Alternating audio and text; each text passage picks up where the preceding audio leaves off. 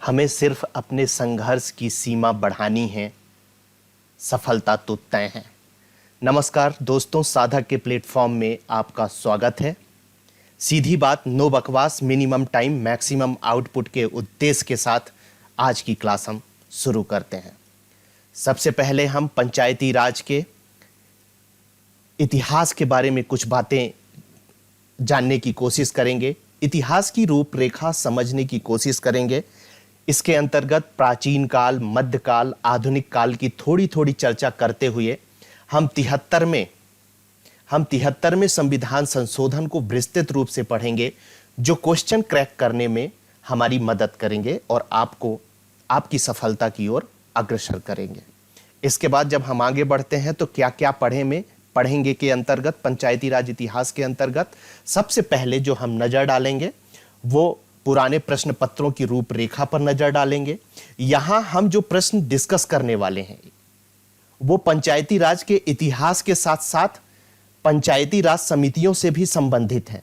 पंचायती राज समितियों को हम अगले क्लास में कवर अप करेंगे। यहां ये बताना जरूरी है कि पंचायती राज समितियों से क्वेश्चन तो हम यहीं पे डिस्कस कर लेंगे, लेकिन उसकी क्लास अगली क्लास में हम पंचायती राज समितियों के बारे में विस्तृत रूप से चर्चा करेंगे। उसके बाद जब हम आगे बढ़ेंगे तो समय क्रम के अनुसार पंचायती राज का विकास पढ़ेंगे। उसके अलावा पंचायती राज के विकास की समितियों के बारे में पढ़ेंगे। पंचायती राज के विकास हेतु राजनीतिक प्रयास जो किए जा रहे हैं उनके बारे में पढ़ेंगे। चलते चलते तथ्य संग्रह के बारे में पढ़ेंगे। इसके अंतर्गत पंचायती राज के इतिहास एवं समितियों से संबंधित जो भी बातें हैं वो हम चलते चलते तथ्य संग्रह के अंतर्गत पढ़ेंगे। अब हम आगे बढ़ते हैं। जब आगे बढ़ते हैं तो हमारे सामने पहली चीज आती है प्रश्न पत्रों की रूपरेखा। इसका सीधा सा उद्देश्य एक ये है कि हम पहले समझने की कोशिश करेंगे कि एग्जाम में, पटवारी के एग्जाम में किस तरह के क्वेश्चन पूछे जाते हैं, उनकी गहराई को समझने की कोशिश करेंगे और उसके बाद हम टॉपिक वाइज अध्ययन करना शुरू करेंगे। इसी तरह हर टॉपिक के पहले हम कुछ प्रश्नों की चर्चा करेंगे। तो आज जो चर्चा करने वाले हैं हम वो पंचायती राज के इतिहास और समितियों से संबंधित प्रश्नों की चर्चा करने वाले हैं।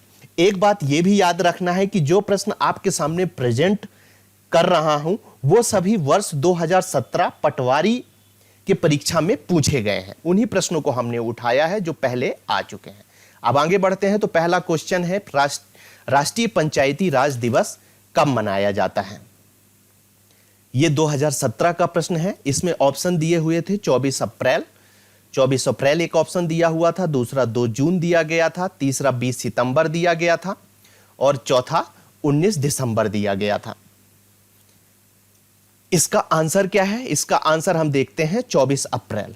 73वें संविधान संशोधन को जब हम पढ़ेंगे तो हम जानेंगे कि यह 24 अप्रैल को ही पंचायती राज दिवस क्यों मनाया जाता है। आप समझ पा रहे हैं कि जब हम आगे टॉपिक करेंगे तो इन प्रश्नों को कवर अप करेंगे। नेक्स्ट क्वेश्चन है, पंचायती राज पर अशोक मेहता समिति शासन द्वारा किया गया था। मतलब पंचायती राज अशोक मेहता समिति किस शासन के द्वारा बनाया गया था? यूपीए शासन के द्वारा, एनडीए शासन के द्वारा, कांग्रेस शासन के द्वारा, जनता दल शासन के द्वारा? हमारा उत्तर है 1977 में जनता दल के शासन के द्वारा बनाया गया था। तो समितियों की जानकारी हम अगले क्लासों में पढ़ेंगे और आप देख रहे हैं कि समितियों से संबंधित इस पर राजनीतिक विचार क्या थे उस पर भी क्वेश्चन बन रहे हैं, इसलिए हम थोड़ा सा राजनीतिक विचारों पर भी चर्चा करेंगे। जब हम आगे बढ़ते हैं तो हमारे सामने नेक्स्ट क्वेश्चन आता है, बलवंत राय मेहता समिति यह सुझाव दिया कि पंचायती राज की संरचना में होना चाहिए।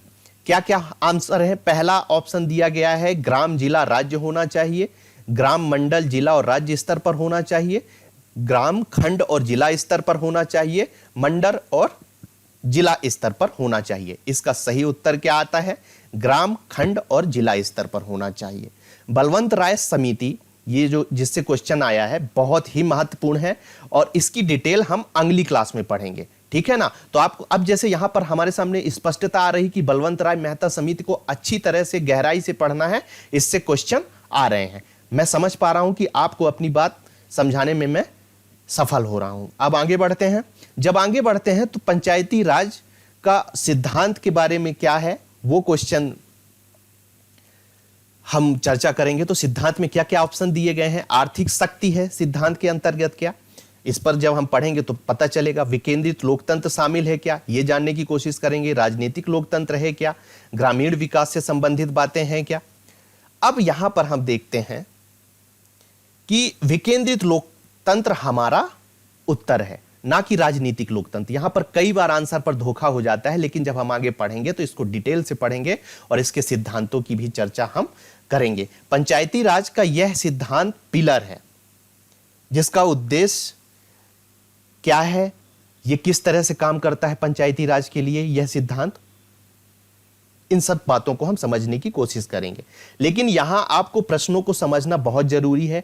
विकेंद्रित लोकतंत्र का मतलब सीधे अर्थों में समझा जाए तो शासन का जितना विकेंद्रीकरण होता है, हम जनता के उतने करीब पहुंचते हैं।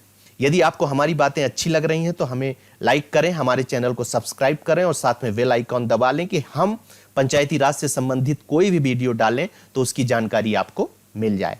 अब हम आगे बढ़ते हैं। जब हम आगे बढ़ते हैं तो राष्ट्रीय विकास परिषद से संबंधित एक प्रश्न हमारे सामने आता है कि स्थापना कब हुई थी। ऑप्शन देख लेते हैं क्या क्या दिया गया है। 1947 दिया गया है, 1963 दिया गया है, 1952 दिया गया है और 1954 दिया गया है। जब हम इसके सही उत्तर पर नजर डालते हैं तो 1952 इसका सही उत्तर है। इस परिषद की पंचायती राज के विकास में क्या भूमिका हो, वह भी हम समझने की कोशिश करेंगे आगे की क्लासों में। ठीक है, अभी मैं केवल आपको प्रश्नों की गहराई बताने की कोशिश कर रहा हूं। फिर से अशोक मेहता समिति का गठन कब किया गया था।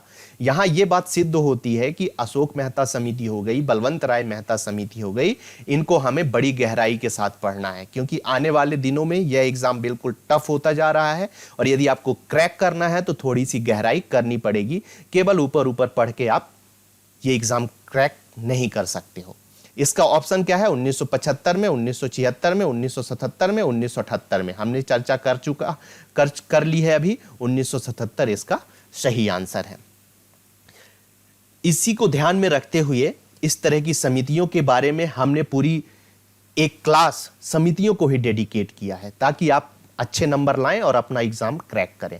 अब हम आगे बढ़ते हैं। जब हम आगे बढ़ते हैं तो हमारे सामने निम्नलिखित में से किस राज्य में पंचायती राज सबसे पहले वर्तमान स्वरूप में लागू हुआ। यहां पर वर्तमान स्वरूप का मतलब है कि 73वां संविधान संशोधन, 73वां संविधान संशोधन, इसके बारे में भी एक अलग से क्लास बनाई गई है। यह संविधान संशोधन बहुत ही महत्वपूर्ण है, क्योंकि 73वें संविधान संशोधन के लिए इसलिए महत्वपूर्ण हो जाता है, वो भी मध्य प्रदेश की नजरों में, क्योंकि यह संशोधन लागू करने वाला मध्य प्रदेश हमारा पहला राज्य है। इसलिए पटवारी का जब पेपर होगा तो 73वें संविधान संशोधन से क्वेश्चन आने की पूरी संभावना है।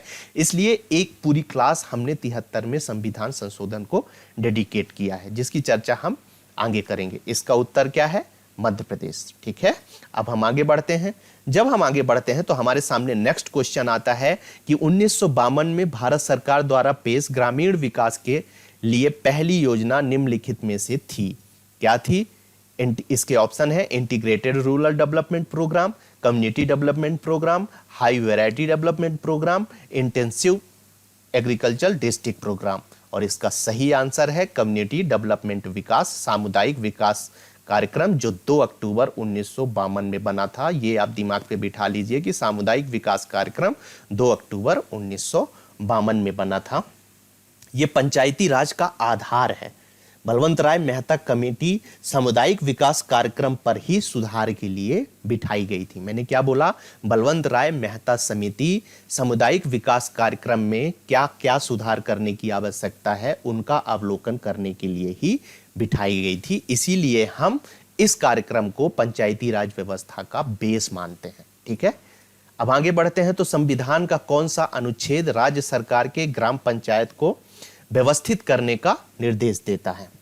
ठीक है, तो directive principle of state policy, राज्य के नीति निर्देशक तत्व के अंतर्गत संविधान निर्माणकर्ताओं ने 26 नवंबर 1949 को जब हमारा संविधान बना था, तभी पंचायती राज की नींव रखी गई थी, जो 1992 में 73वें संविधान संशोधन के साथ पूरी हुई।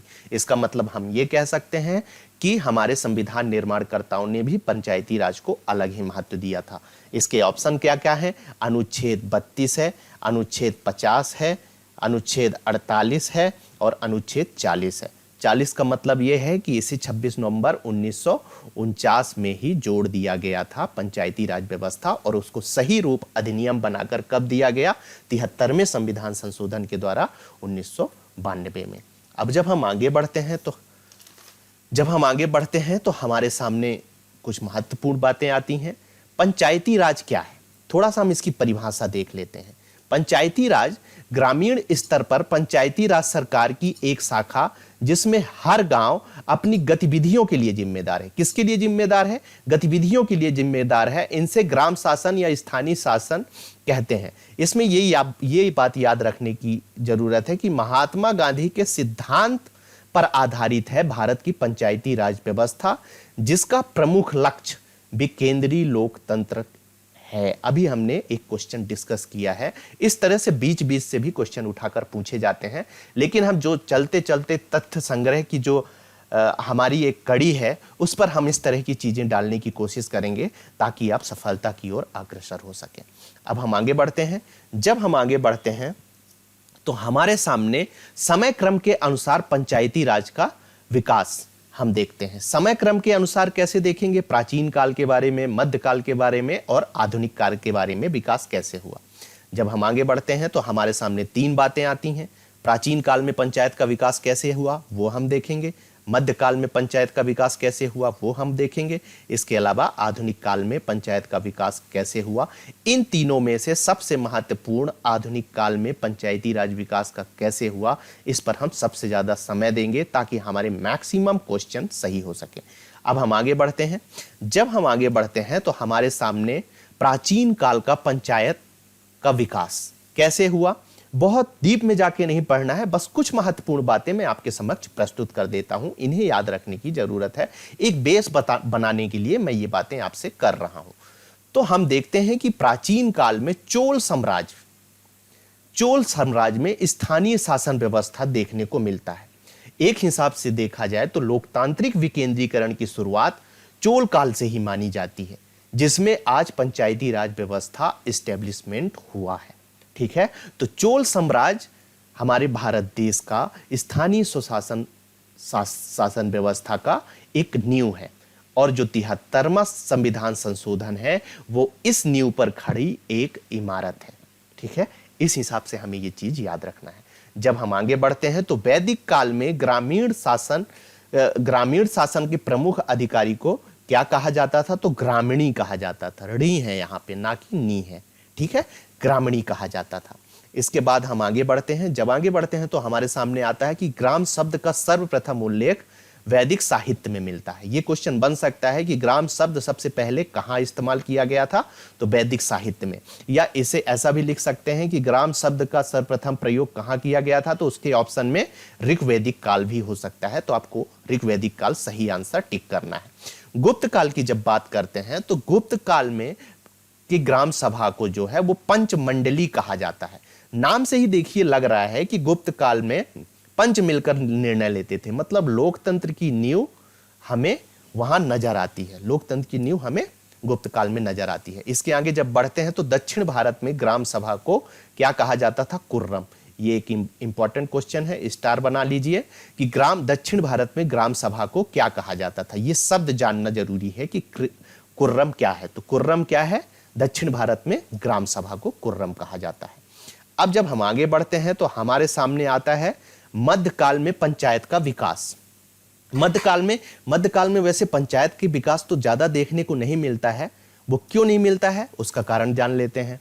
उसका कारण है कि मध्यकाल में नगरों के विकास पर ज्यादा ध्यान दिया जाता था, ना कि पंचायतों के विकास में। इसलिए मध्यकाल में ज्यादा कुछ ऐसा जानने के लिए जरूरी नहीं है, लेकिन कुछ बातें हैं जिनकी चर्चा हम कर लेते हैं। जैसे शिवाजी के काल में ग्रामीण प्रशासन सुधारने में काफी कुछ किया गया। इसके अलावा शिवाजी का ही एक अष्टप्रधान व्यवस्था थी, प्रशासनिक व्यवस्था थी। इसमें भी इन्होंने ग्रामीण व्यवस्था को बहुत अच्छा स्थान दिया। जब हम आगे बढ़ते हैं तो हमारे सामने आता है कि शिवाजी के काल में ग्राम प्रधान को पाटिल कहा जाता था। एक बात आपसे पूछ सकता है या तो वो दे सकता है कि पाटिल किससे संबंधित है। जब ऐसा आपसे पूछे तो शिवाजी के काल में जो ग्राम प्रधान होता था, जो सरपंच होता था, उसे पाटिल कहा जाता था। या दूसरा क्वेश्चन ऐसा पूछा जा सकता है कि शिवाजी के काल में ग्राम प्रधान को क्या कहा जाता था, तो वहां पर आपको क्या टिक करना है, पाटिल को टिक करके नंबर लाना है और सिलेक्शन लाना है। ठीक है, अब आगे बढ़ते हैं। जब हम आगे बढ़ते हैं तो आधुनिक काल में पंचायती राज के विकास के बारे में हम जानते हैं। आधुनिक काल में क्या है, ब्रिटिश काल से लेकर और 1992 तक का जो समय है, उसमें क्या क्रमिक विकास हुआ, इसके अंतर्गत हम इसके अंतर्गत देखेंगे। यह सबसे महत्वपूर्ण पंचायती राज के विकास का क्रमकाल है, इसलिए इसे ध्यान से पढ़ना है और इस पर ही मैंने आगे की वीडियोस बनाई हैं ताकि आपको अच्छे नंबर मिले। याद रखिएगा, हमारा लक्ष्य अच्छे नंबर लाकर पटवारी में सिलेक्शन लाना है, इसके अलावा कुछ नहीं। वो नंबर कैसे आए, किस प्रकार से आए, ये बात इस बात पर निर्भर करती है कि आप विषयों को अच्छे तरीके से कैसे पढ़ रहे हैं। इस आधुनिक काल को हमने 3 चरणों में विभाजित किया है। जब 3 चरणों की बात करते हैं तो सबसे पहले हमारे सामने आता है ब्रिटिश काल से लेकर आरंभ होता है और 1919 तक का जो समय है, यह हमारे प्रथम चरण के अंतर्गत आता है। जब हम आगे बढ़ते हैं तो हमारे सामने द्वितीय चरण आता है और द्वितीय चरण है 1919 से लेकर 1950 तक का चरण।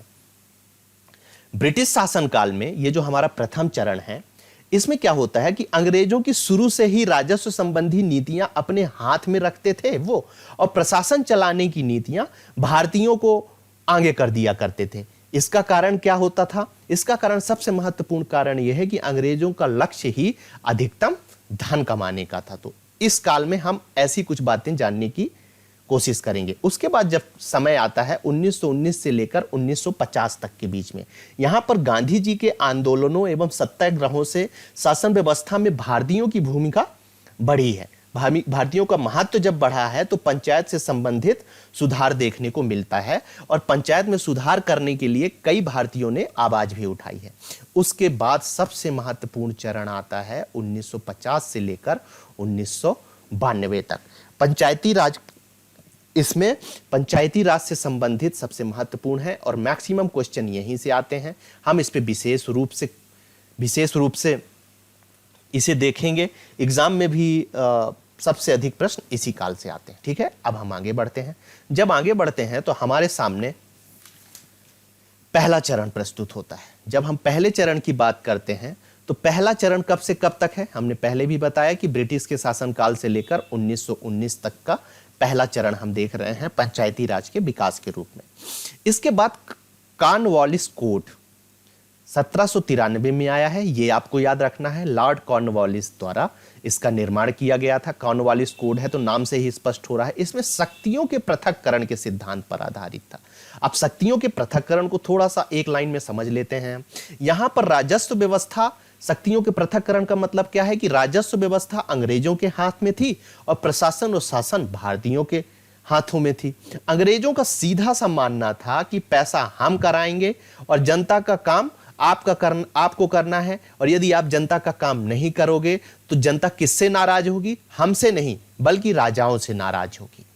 तो ये शक्तियों का पृथक्करण कॉर्नवालिस के द्वारा लाया गया है। तो आपको यहां याद रखने की जरूरत है कि शक्तियों का पृथक्करण सिद्धांत किसके द्वारा लाया गया? कॉर्नवालिस के द्वारा 1793 में। अब इन्होंने स्थायी बंदोबस्त 1793 में लागू किया। स्थायी बंदोबस्त मुख्य रूप से पंचायतों से ही संबंधित था, गांवों से ही संबंधित था। वहां के जो अंग्रेजों और जमींदारों के बीच में, जमींदार कहां होते थे? गांवों में होते थे, एक इलाके में होते थे, उनके अंदर कई सारे गांव आते थे। तो पंचायती राज व्यवस्था जो है, ये स्थायी बंदोबस्त अंग्रेजों और जमींदारों के बीच कर वसूली का एक समझौता था, जिसने भारत की ग्रामीण व्यवस्था को तहस नहस कर दिया। आप समझ सकते हैं कि उनकी कितनी राजस्व कमाने के चक्कर में वो किस तरह की व्यवस्था को खराब करते आ रहे थे। इसके बाद एक फैक्ट है, ये महत्वपूर्ण फैक्ट है, आपको याद रखना है कि लॉर्ड रिपन द्वारा स्थानीय स्वशासन की घोषणा कब की गई? 1882 में। ये याद रखना है और याद होना भी चाहिए। उसके अलावा लॉर्ड रिपन को स्थानीय प्रशासन का पिता कहा जाता था। क्वेश्चन आ सकता है कि स्थानीय प्रशासन का पिता किसी कहा जाता था, तो उसका उत्तर क्या होगा? लॉर्ड रिपन होगा। अब जब हम आगे बढ़ते हैं तो हमारे सामने द्वितीय चरण आता है। द्वितीय चरण कब से कब तक है?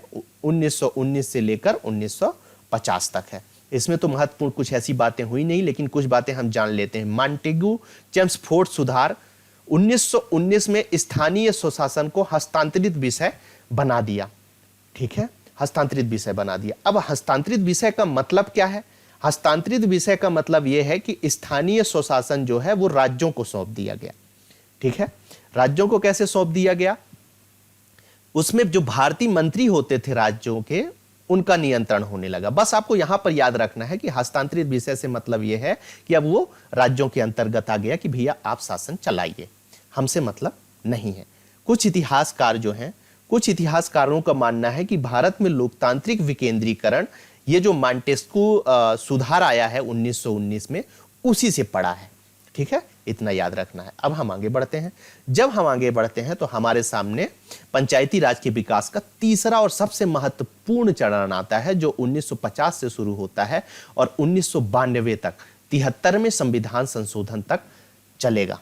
ठीक है, अब हम आगे बढ़ते हैं तो इसमें कौन सी बातें याद रखनी है कि इसमें सबसे पहली बात तो ये याद रखनी है आपको कि जो हमारे कॉन्स्टिट्यूशन का अनुच्छेद 40 है वो गांधी जी के सिद्धांतों पर आधारित है और इन्हीं दो बातों को आधार बनाकर 1950 से लेकर 1992 तक सुधार किए गए।